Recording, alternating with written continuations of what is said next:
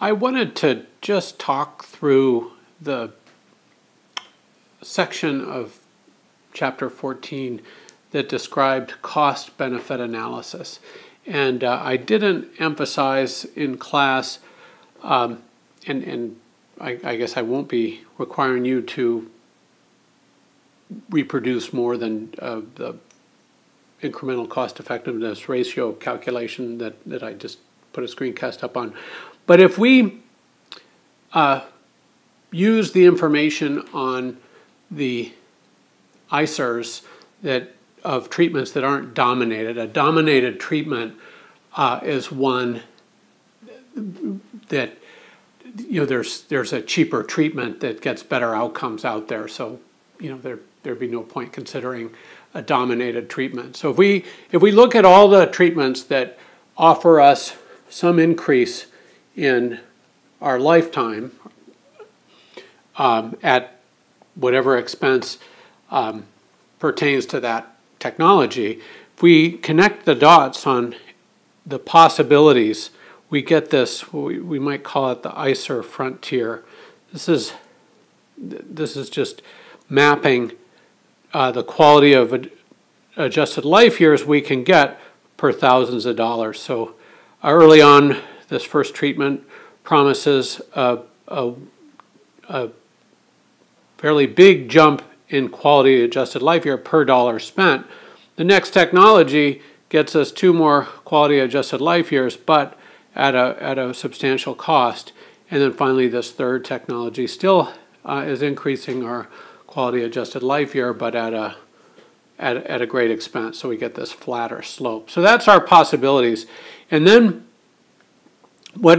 if we value one quality adjusted life year as 100,000, well, we can map the various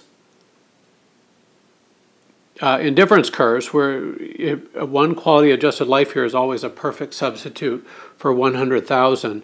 So we're always, the set of points among which we're indifferent are slopes, are straight lines with slopes of 1 divided by 100,000. So there's a bunch of these, and we want to live as long as possible. So the one we would obtain is the highest level of satisfaction we could. And so here, point C would be the optimum. And so this person simply doesn't value one more quality adjusted life year at 500,000. And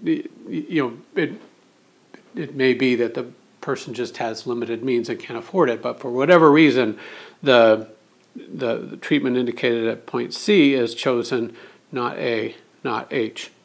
And again, this was critical. If we had valued life at $600,000 per quality, we'd have this very flat line, and point H would have been the best one. So that's what's going on in this graph, and this is a visualization of how this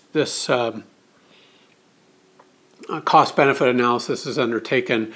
We tend to think of rational people as making all these decisions based on internal cost-benefit analyses. It's a little bit unrealistic, especially when we're dealing with questions of life or death, this tremendous uncertainty. But so we do see that a lot of health agencies, health in systems outside that of the United States, cost-benefit analysis is applied all the time to decide on what treatments are available and what are not.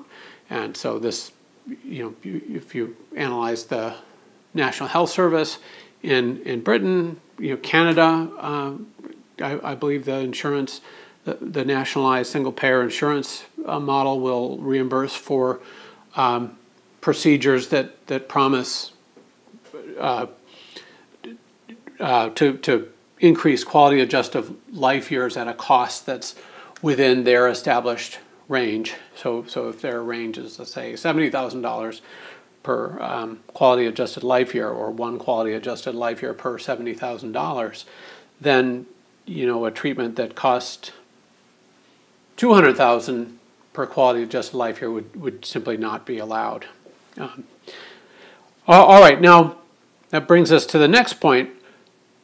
If people face the full marginal cost of paying for this treatment, they would be at a point like C. That would be where their choices would lead them. However, in the face of insurance, the price actually paid changes. Let's suppose this person, I'm trying to remember the example in the book, let's suppose they had a 10% copay or even a 20% copay associated with whatever dramatic medical intervention they're considering. Well, in this case, the cost effectiveness frontier that's actually perceived by individuals is much, much steeper, because now it's, instead of paying $100,000 for treatment, well, I guess treatment A was more like $40,000, but anyway, instead of, if we have a treatment that costs $200,000 and my copay is 10%, well, then that's a $20,000. One QALY per $20,000, even though the social cost is one QALY for $200,000. So anyway, what happens when we're insured is that frontier of what's possible gets shifted up, and other people are paying, not us, but we only think about what our share is. And in that case, we're going for treatment H, because it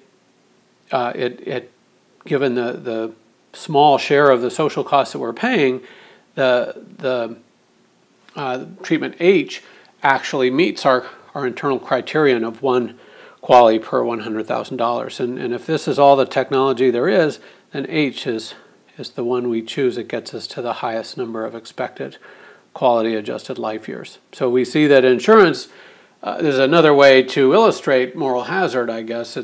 We see that health insurance leads to greater consumption of care that would not be opted for if we paid full cost will be undertaken, given that we pay just a fraction of the cost.